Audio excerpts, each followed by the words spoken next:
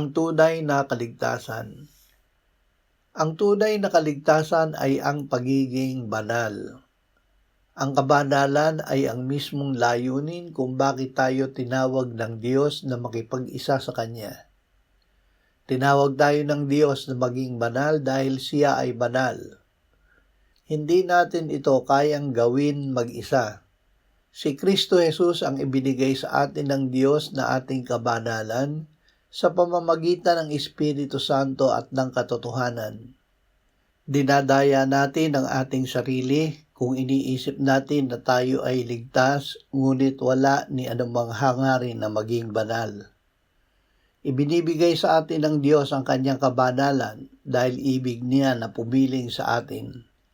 Ang kabanalan ang katunayan ng ating kaligtasan at ang susi sa ating pakikisama sa Diyos.